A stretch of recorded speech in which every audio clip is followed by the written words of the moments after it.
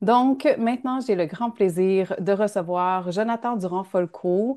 Donc, toi, tu es professeur agrégé à l'École d'innovation sociale Élisabeth Bruyère de l'Université de Saint-Paul. Tu es auteur, essayiste de plusieurs livres, dont Fascisme tranquille, Affronter la nouvelle vague autoritaire, qui est paru aux éditions Éco-Société et disponible en librairie depuis le 29 octobre. Bienvenue.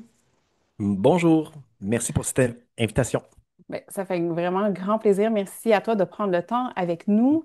Donc, déjà d'emblée, c'est tout un ouvrage, c'est tout un livre extrêmement complet et j'imagine que de regrouper et expliquer le lien entre toutes les parties socio-historiques d'un sujet tel que le fascisme est complexe et demande énormément de précision. Et je tiens à te féliciter d'emblée parce que je trouve que ça a été très, très bien fait, très bien arrimé. Les liens sont clairs et ça se navigue très bien comme livre. Donc, merci pour ça.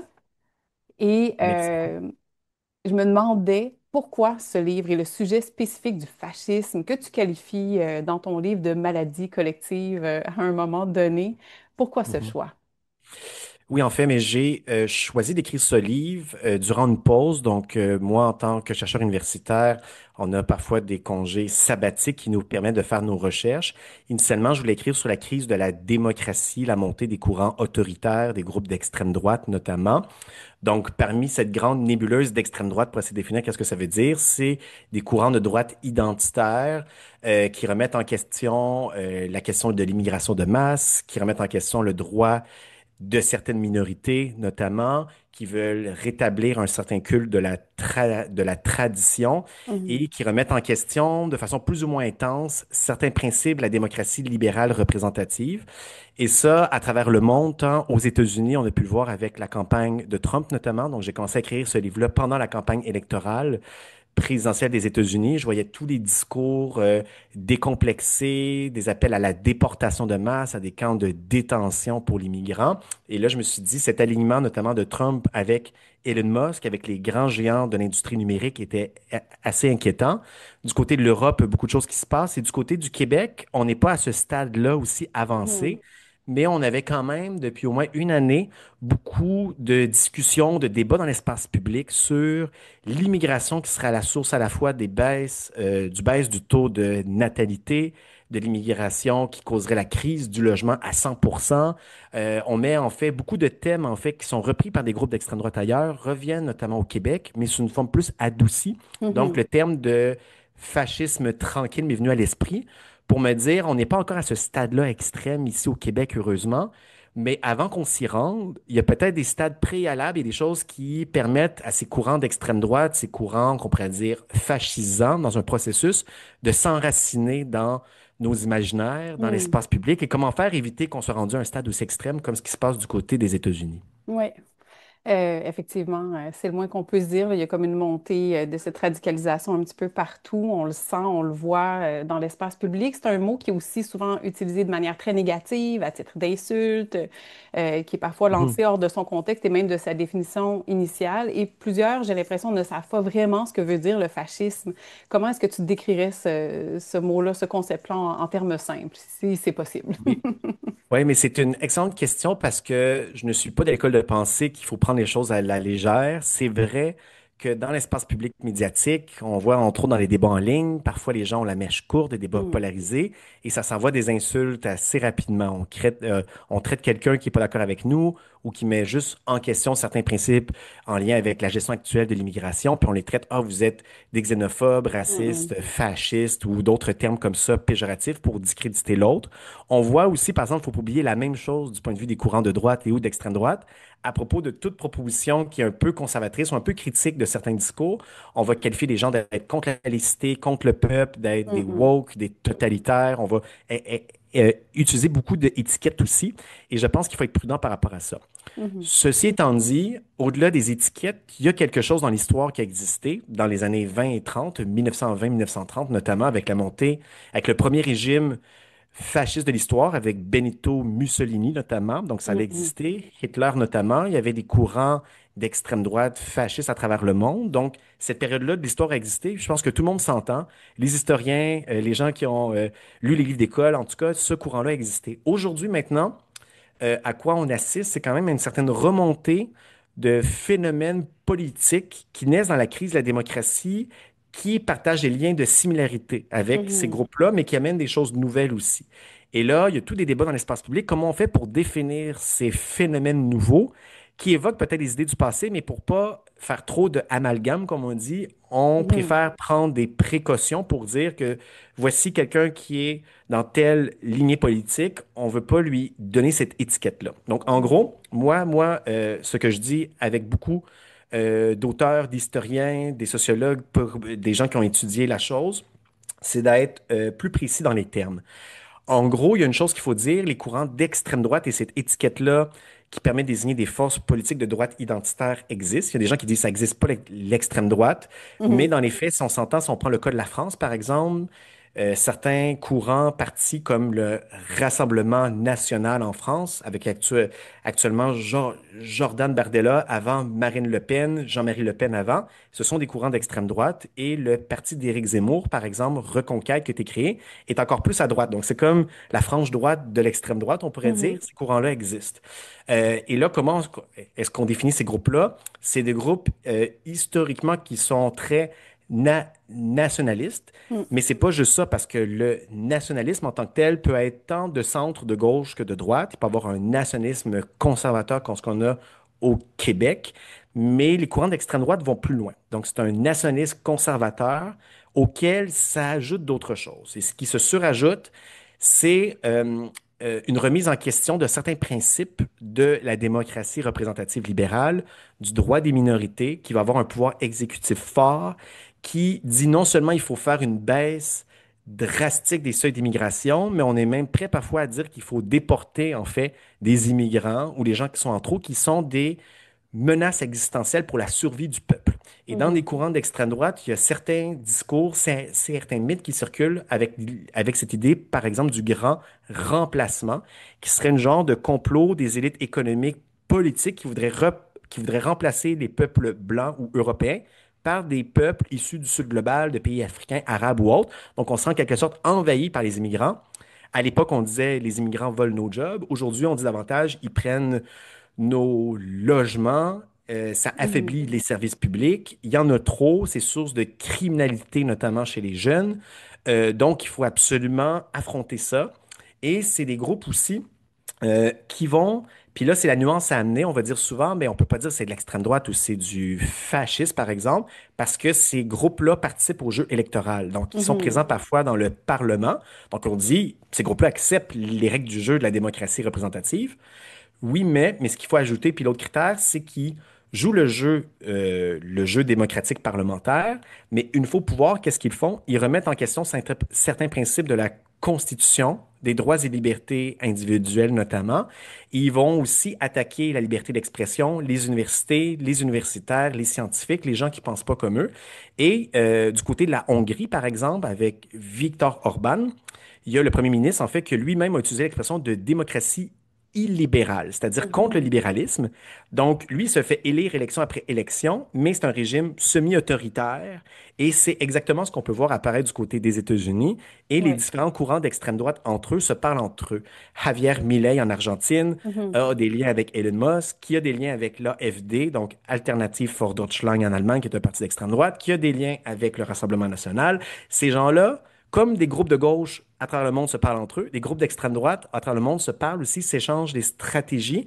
Et pour eux, ils veulent pas nécessairement induire un système totalitaire, comme on a Mhm. pu le voir peut-être il y a un siècle, mais des régimes autoritaires, verticales, puissants, qui remet en question tout ce qui est avancé en termes d'écologie, progressisme, Oui. féminisme, antiraciste. Ils vont dire que ça, c'est des woke. Ils vont Mhm. essayer de rétablir un ordre ancien avec une forme d'autoritarisme.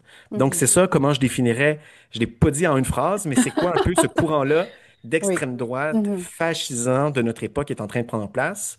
Puis il faut qu'on soit capable de voir, avant qu'on se rende là, comment on fait pour éviter la situation. Oui, absolument. Donc, c'est bien clair, là, la distinction entre, oui, il y a des références du passé, mais on est dans d'autres choses aujourd'hui et il faut le voir dans sa forme actuelle pour être capable de le détecter, comme tu le dis si bien. Et ce qui t'intéressait aussi particulièrement, de ce que j'ai compris dans la recherche pour ton livre, c'est de comprendre comment on en arrive au fascisme et Mhm. qu'est-ce que tu identifies comme le meilleur terreau, les éléments propices à cette montée du fascisme dans une société. Oui, mais en fait, le fascisme naît dans un contexte de crise, de remise en question des institutions notamment, sentiment d'insécurité, donc il y a des causes économiques, sociales à ça. Donc, Mhm. le montée du coût de la vie, cette insécurité économique, le prix des maisons, des logements, des hypothèques a vraiment augmenté dans les dernières années notamment. On s'est rendu compte que 30 ans de politique de mondialisation néolibérale n'a pas profité à la majorité de la population. Les classes moyennes, populaires, ouvrières se sont appauvries davantage, mais le Mhm. 1%, les personnes les plus riches se sont enrichies davantage. Donc, il y a un sentiment d'insécurité et là, c'est un terreau propice pour trouver des coupables. Donc, ce qu'on appelle parfois le bouc émissaire. On va cibler un groupe dans la société, on va dire que la faute de nos problèmes, c'est tel groupe, c'est tel Mhm. type de personne. Et les courants d'extrême droite et les courants identitaires, néo-fascistes et autres, il y a des nuances à faire entre ces différents courants, mais grosso modo, ils ont la même lecture. Le principal problème, c'est l'immigration de masse. Ce sont les minorités, par exemple les personnes trans non binaires. On va chercher à dire, ben, eux, de remettre en question toute la société. Ils ont trop de pouvoir, ils sont trop influents, alors que c'est souvent des minorités qui sont déjà par ailleurs discriminées, persécutées. Ou on Mhm. va dire, c'est les universitaires, c'est les woke et les gens qui participent d'un régime diversitaire, multiculturaliste, que eux, c'est une vraie élite. Et que nous, on va essayer de défendre les intérêts du vrai peuple contre ces minorités. Donc, c'est un genre de crise économique d'une part et d'une mise en discours. Donc, il y a toute la question du rôle, on pourrait dire, de l'espace public médiatique, le rôle des chroniqueurs, des Mhm. influenceurs notamment, influenceuses aussi, parce que des femmes, mais c'est beaucoup en majorité des hommes, à la fois dans les chroniques d'opinion, dans des chaînes de radio, télévision, en ligne, des podcasts notamment, des chaînes vidéo YouTube, qui vont diffuser ce genre de discours notamment. Donc, puis ça, il faut bien le comprendre parce que souvent, on va dire que le fascisme ou les courants d'extrême droite, c'est un régime autoritaire politique avant tout. Mhm. Mais une des thèses que j'ai dans mon livre, avant qu'on se rende là, ça, c'est peut-être un stade avancé du fascisme, comme on dit. Peut-être quand on a le cancer, par exemple, on va pas attendre d'être au stade terminal, final du cancer pour déterminer quelles sont les phases préalables, les premiers Mhm. symptômes de la chose. Et avant d'être un régime politique, c'est avant tout une forme de mentalité, de personnalité autoritaire qui se diffuse dans un climat culturel. Et les courants d'extrême droite, pour s'enraciner, pour diffuser leurs idées, s'enracinent dans un terreau culturel, notamment, par le biais justement de formations, de chroniques, de textes, de vidéos, d'ouvrages, de livres, de pièces de théâtre, de musique et autres Mhm. choses.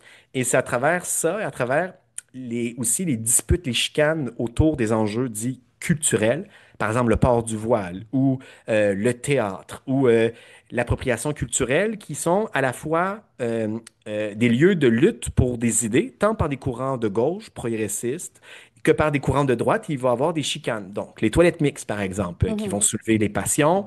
Le fait que des livres pour enfants, on parle de la diversité de genre, par exemple, mais là, il y a certains courants qui vont dire, mais là, on est en train d'endoctriner nos enfants. Mhm. La question de l'écologie est un autre terrain de lutte. Les groupes écologistes essaient de faire bouger les choses. Les courants de droite et d'extrême droite essaient de lutter contre ça. Donc, toutes ces différentes controverses dans l'espace médiatique sont différentes opportunités pour les courants d'extrême droite de faire valoir leur discours. Mhm. Donc, ça, c'est un autre terreau propice à ça. Et dans un contexte où il y a des personnes qui s'organisent en tant que groupe, parti politique, réseau d'influence pour diffuser des idées, ça crée en fait cette vague-là, cette Mhm. insécurité-là. Et quand les partis plus au centre, disons Justin Trudeau, des fois on dit qu'il est à gauche, dans ma grille de lecture, il était plutôt au centre, centre-gauche, on pourrait dire, Mhm.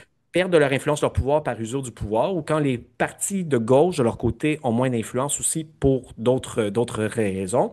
Ce qui comble le vide, c'est cette volonté, cette frustration présente dans la population qui peut être entièrement légitime, Mhm. mais qui va cibler les courants minoritaires, puis qui va être influencé par des forces de droite, d'extrême droite. Et c'est ce terreau-là qui va nous amener éventuellement à élire des gouvernements soit d'extrême droite carrément, ou soit peut-être de droite identitaire, puis qui vont avoir un flirt avec ces puissances davantage décomplexées. Mhm. Donc, c'est une manière de percoler dans la communauté puis de s'insérer dans nos imaginaires, dans nos pensées puis dans notre langage quotidien, finalement, Exactement. Et ce que qui le moi normalise. j'appelle fascisme tranquille, Mhm. il y a d'autres termes qu'on parle parfois, c'est le micro-fascisme ou le pré-fascisme ou Ouais. la personnalité autoritaire.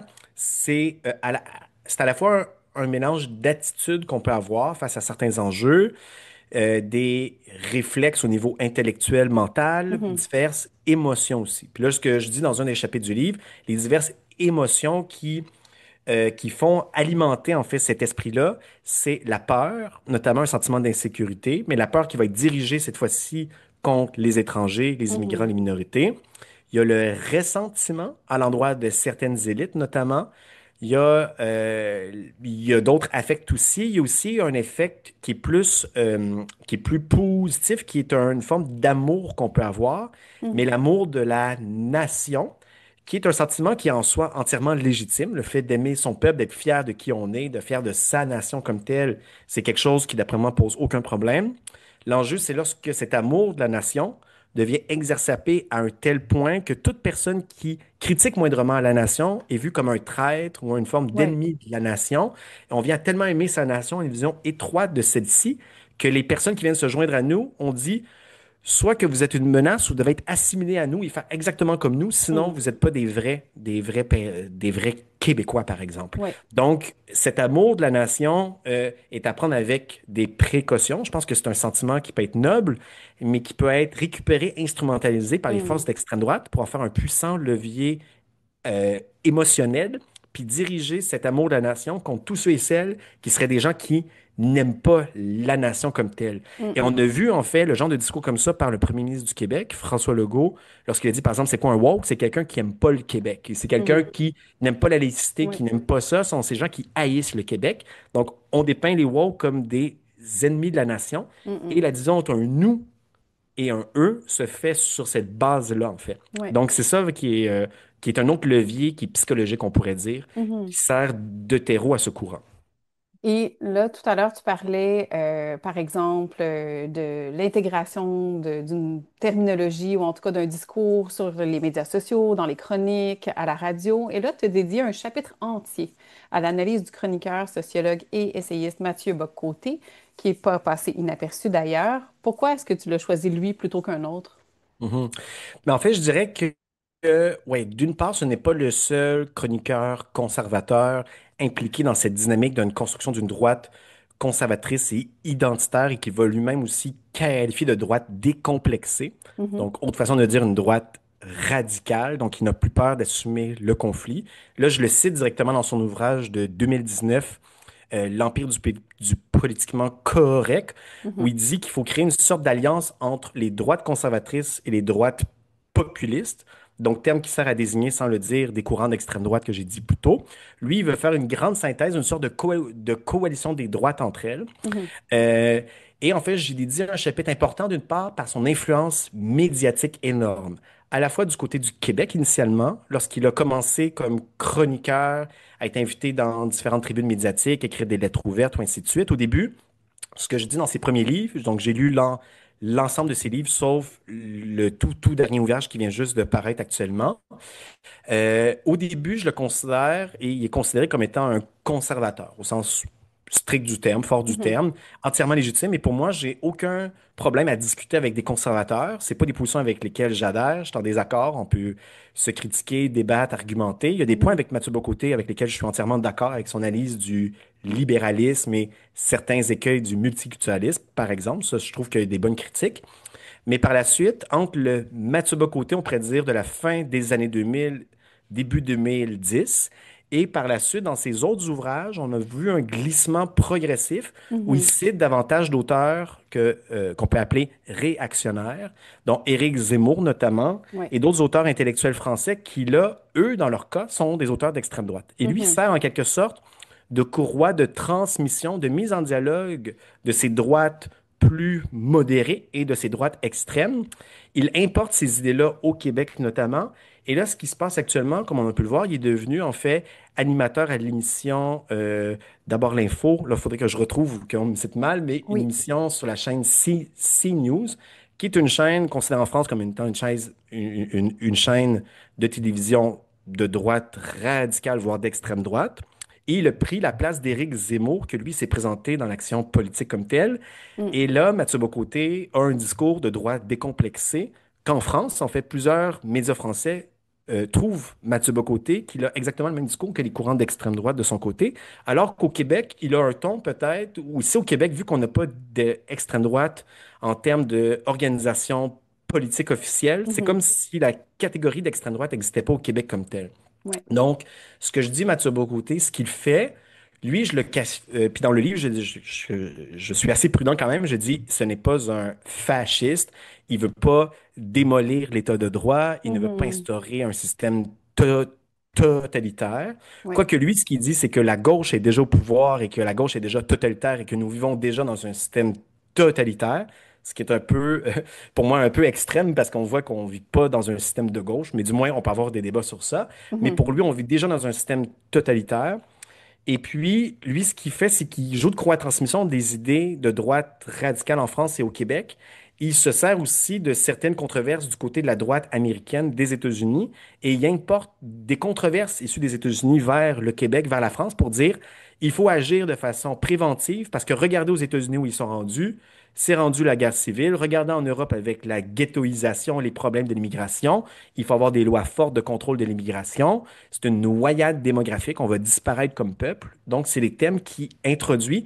Et pour moi, c'est un peu l'intellectuel public ou l'idéologue par excellence qui crée ce genre de discours, Mhm. ce narratif qui légitime des idées autoritaires au Québec. Et Ouais. dans son dernier ouvrage, j'ai lu juste une entrevue à la radio, notamment, qu'il a fait en France à propos de son nouvel ouvrage, Les deux Occidents. En gros, il fait l'éloge du régime de Donald Trump à l'heure actuelle. Il dit que la démocratie libérale en Europe se compare au système soviétique, comme en URSS, comme si c'était le cas. Et lui, il voit de bon œil cette révolte des peuples qui se rebellent contre les mouvements woke et est en train, en fait, de légitimer, normaliser, banaliser le discours trumpiste. Et là, il va dire, ah oui, certes, il y a quelques aberrations, quelques cas extrêmes, des dérapages, mais au fond, ça serait une forme de révolte saine des peuples contre leur propre élite, alors que plusieurs observateurs, commentateurs, ils disent, les États-Unis sont actuellement en train de basculer vers un régime autoritaire, en fait. Oui. Donc, Mathieu Bocoté sert un peu en quelque sorte à brouiller les frontières entre une droite Mhm. conservatrice Oui. et des courants plus d'extrême droite. Et je dis, c'est un peu ce brouillage des frontières, cette Hmm. confusion dans l'espace politique qui est un terreau propice pour dire, ah ouais, peut-être que Trump, il a raison au fond. Et Ah. la montée du Trumpisme au Québec, il y a des gens qui sont fervents, des formes d'admirateurs de Trump, puis il n'y en a Oui. pas des millions au Québec. Il y a peut-être 2, 3, 4, 5%, peut-être 10% de gens Mhm. qui aiment Trump, mais même parmi les gens qui n'aiment pas Trump, il y a quand même une forme de conservatisme au Québec qui est présent, mais qui devient de plus en plus fort. Et c'est un peu cette exacerbation des droites conservatrices qui flirtent avec des idées plus autoritaires que Mhm. je dis, faisons attention, il ne faut pas aller dans cette direction parce que finalement, peut-être on pourrait basculer dans un régime autoritaire par la suite. Oui, et là, justement, par rapport aux États-Unis, à Trump, qui a marqué beaucoup ton parcours d'écriture et de recherche, de quelle manière ce qui se produit aux États-Unis marque nos propres courants de pensée? Là, tu viens de l'aborder un petit peu. Il y en a qui adhèrent, il y en a d'autres qui adhèrent pas Mhm. à ça. Mais comment la radicalisation, la banalisation de nos voisins du Sud viennent teinter nos univers sociopolitiques ici aussi au Québec? Ouais. Mais en fait, ce qu'on peut voir à l'heure actuelle, c'est que au Québec, même si historiquement, tu es une société, par exemple, je prends juste le Québec comme exemple, une Mhm. société davantage centriste, consensuelle. On a eu une gauche et une droite, mais c'est pas une extrême gauche et une extrême droite. On n'est pas non plus imperméable à ce qui se passe au sud de la frontière et ce qui se passe Oui. du côté de la France, de l'Europe, avec les médias sociaux, les controverses. On parle de ce qui se passe ailleurs. Donc, il y a cette forme d'influence-là qui vient. Ce qu'on peut voir avec Donald Trump, notamment, lors des dernières élections fédérales, d'une part, Pierre Poilievre, de son côté, dans le reste du Canada, avait un discours proche de Trump, beaucoup Mhm. d'idées, avec un côté plus soft, plus modéré, mais il y avait une forme de Trumpisme présent de son côté dans sa rhétorique. Et là, quand même, il y a eu ce sentiment de crainte, parce que lorsque Trump a dit on va annexer le Canada, on s'est dit, oh là, peut-être il faut plus faire confiance aux États-Unis, il y a un sentiment Mhm. de crainte. Et là, Mark Carney est arrivé pour dire, moi, je vais essayer de défendre d'essayer de protéger le Canada, donner sa souveraineté économique ou ainsi de suite. Mais ce qu'on a pu voir par la suite, Mark Carney de son côté et au Québec, notamment avec François Legault, Mark Carney par la suite, même s'il dit qu'il va protéger le Canada, il durcit les frontières, il a créé un tsar du fentanyl pour protéger la frontière, alors que le fentanyl, c'était des quantités infimes Mm. par rapport à ce qui se passe du côté entre les États-Unis et le Mexique. Il a, par exemple, Donald Trump veut mettre le budget militaire des pays de l'OTAN à 5%, donc financer 5% du PIB du pays pour le budget militaire. Donc, Mark Carney a décidé d'augmenter le budget militaire à 5 milliards et à couper dans la fonction publique, couper dans les réglementations environnementales en même temps. Donc, le Mhm. fait que Donald Trump soit élu au sud de la frontière et que même quelqu'un du Parti libéral du Canada prétende protéger le Canada, mais est en train d'appliquer plein de lignes du Trumpisme, peut-être comme argument diplomatique de négociation pour avoir ça. On est en train, en tant que société à l'échelle canadienne et du côté du Québec aussi, tranquillement, en fait, d'être influencé par ça. Et même s'il n'y a pas d'annexion en termes militaires, moi, au début, j'avais quand même une crainte, j'avais une incertitude. Est-ce que Trump est prêt d'aller jusque-là, amener des tanks, Mhm. puis arriver comme envahir comme l'Allemagne a envahi la Pologne, l'Autriche et Oui. d'autres pays par la suite? On n'est peut-être pas encore à ce stade-ci, mais il y a une forme d'annexion douce des politiques économiques et des projets au Canada pour plaire aux États-Unis, pour ne pas leur faire peur. Mm. Et là, donc, il y a ce contexte-là. Et du côté du Québec, notamment avec la coalition Avenir Québec, et je vais être court avec ça, même si on n'est pas dans le Trumpisme décomplexé, on est dans une forme de populisme. On dit qu'il faut protéger la nation contre les prières de rue, parce que là, ça menacerait la nation. Il faut interdire le voile des élèves aux primaires. Ça, c'est pas François Legault, c'est PSPP qui émet Mhm. ça du Parti québécois. Oui. Le principal problème, c'est l'islamisme, l'entrisme islamiste, alors que peut-être que les islamistes radicaux au Québec, mais après ça, quelle proportion ça représente? Donc, on a tout ce discours-là de Mm. peur, de crainte, et il y a une surenchère pour voir quel va être le parti qui va davantage baisser les seuils d'immigration, Mm. alors qu'il y a de la pénurie de main-d'œuvre, alors qu'il y a plein d'enjeux autour de ça. Donc, les thèmes de l'immigration est une menace pour la nation. On le voit comme aux États-Unis, mais dans une forme plus douce. On n'est pas en train de créer des camps de détention. Il n'y a pas des différents agents de ICE qui débarquent dans les rues puis qui sont en train d'arrêter des gens de façon arbitraire. Assurément. On n'est pas dans un régime Mhm. aussi autoritaire et qui est en train d'être mis en place, mais on a les mêmes orientations et c'est cette forme d'influence ou de contamination qu'on voit à l'œuvre. Et pour moi, il faut dire, à la fois le gouvernement Legault et le chef du Parti québécois PSPP ne sont pas des fascistes, c'est pas des partis d'extrême droite, il faut pas aller là, il faut faire la Mhm. nuance, mais ils ont pris un virage à droite, un conservatisme assumé qui flirte et qui va de plus en plus loin dans la direction que prennent d'autres partis d'extrême droite ailleurs. Mhm. Donc, Et il c'est faut ça pas qui que est ces inquiétant. partis aillent là. C'est ça. Mhm. Ouais. C'est ça qui est inquiétant. Et là, pour la petite minute qui nous reste à cette Mhm. entrevue, Ouais. à la fin de ton livre, il y a quand même un super beau chapitre sur qu'est-ce qu'on peut faire, quelles sont les pistes de réflexion ou d'action en tant que communauté Mhm. pour aller contre cette montée du fascisme tranquille. Ouais. Alors, qu'est-ce qu'on peut faire? C'est quoi la réponse qu'on devrait avoir ou la posture qu'on devrait adopter face à ça? Ouais. En fait, il y a plusieurs façons d'agir, puis il n'y a pas une seule façon unique. Donc, je dis à la Mhm. fin, il faut s'intéresser dans l'histoire les formes de résistance à des courants autoritaires qui ont eu lieu, soit avant qu'ils prennent le pouvoir, ces gouvernements d'extrême droite, soit une fois que ces gouvernements prennent le pouvoir, comment on fait pour agir, résister, créer des réseaux d'entraide. Donc, il y a ça. Je dis qu'il y a des formes davantage accessibles pour le commun des gens, le commun des mortels de se conscientiser, d'en discuter avec ses proches, avec ses amis. Il ne faut pas non plus être dans une approche de, je dirais, agressive et moralisatrice avec les gens qui ne pensent pas comme nous. C'est pas parce que quelqu'un reprend les mêmes lignes que Mathieu Bocoté, puis là qu'on va le traiter de ci, de ça. Non, il faut plutôt être capable d'être à l'écoute, comprendre, argumenter, discuter avec les gens proches de nous pour essayer de déconstruire certains arguments, notamment. Donc, il y a cette approche-là. En termes d'espace médiatique, notamment, je pense qu'il y a une responsabilité journalistique à avoir à ne pas donner trop de tribunes à des figures, en fait, des figures d'extrême droite décomplexées, comme par exemple un Alexandre Cormier-Denis au Québec. Il ne faut pas lui donner de tribune médiatique parce que lui est encore plus à droite que Mathieu Bocoté. Il ne OK. faut pas dire, ah oui, on va donner un équivalent, c'est un discours qui est acceptable publiquement. Non, il y a des Hmm. propos carrément sexiste, xénophobe, raciste et tout ça. Il ne faut pas donner de tribune à ces gens-là. Et par la suite, des gens comme Mathieu Bocoté, qui est déjà présent médiatiquement, la ligne que je préconise, les gens qui ont envie de discuter, de débattre, de l'affronter publiquement, qu'ils le fassent. Mais il y a d'autres façons peut-être d'affronter les courants d'extrême droite aussi. Il y a des gens qui doivent Mhm. prendre la rue, qui doivent s'organiser par des réseaux d'entraide. Donc, il y a ça. Et je pense que dans les courants plus progressistes, même les courants plus centristes, les courants libéraux qui croient à la démocratie, de créer un front commun large, en fait. Donc, je pense qu'on n'est plus en fait, on ne peut plus se permettre de se diviser autant dans les Hmm. forces démocratiques du changement, même si on peut Oui. avoir différents débats entre nous, de créer des fronts larges et unis. Et dans l'espace médiatique, de créer nos propres tribunes. Je pense qu'une chose que les groupes d'extrême droite font bien, c'est de vulgariser leur discours, de le populariser Hmm. par En effet. des émissions de radio communautaires, par des podcasts, par des vidéos sur TikTok.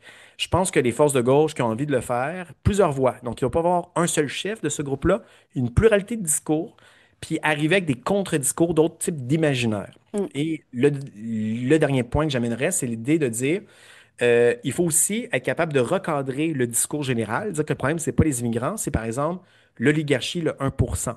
Il faut être Mhm. capable de s'allier, avoir une genre de vision large du peuple, de l'identité nationale aussi. Et comme on a pu le voir récemment à l'émission de Tout le monde en parle, il y avait notamment Mounir, le maire de Laval, youtubeur, Hmm. Hmm. Kinji, jeune rappeur qui chante en français-anglais, franglais, qui est indépendantiste, mais il dit on s'en fout d'où tu viens, pourvu que tu sais, tu peux faire partie du pays. Oui. Donc, de façon plus vulgaire, on s'en calisse d'où t'es né. Québec sur le cœur. Oui. Donc, cette idée-là d'une nation inclusive, je Hmm. pense que ça participe aussi d'une forme de résistance à cette extrême droite montante. Hmm. Donc, c'est une autre façon d'agir par l'art, la culture. Puis après ça, il faut s'organiser pour être capable d'éviter que ces gens-là prennent le pouvoir. Merci beaucoup, Jonathan Durand-Folco, pour ces réflexions tellement, tellement importantes présentement. Je pense que ton livre sort à point et je suggère à tous nos auditeurs, auditrices de se le procurer, de le feuilleter, de le lire en entier ou même partiellement, là. Mais je pense que, comme tu le dis si bien, faut ouvrir les horizons, la pensée, puis éviter d'apposer des étiquettes trop restreintes et avec une seule définition parce que c'est beaucoup plus vaste et beaucoup plus nuancé. Tu l'abordes très bien dans ton Mhm. livre, je trouve. Merci pour ça et bonne chance avec tout ce qui s'en vient suite à la sortie de ce livre. Merci beaucoup pour cette invitation et cette belle discussion. Bonne journée à toi. Merci. Et nous voici maintenant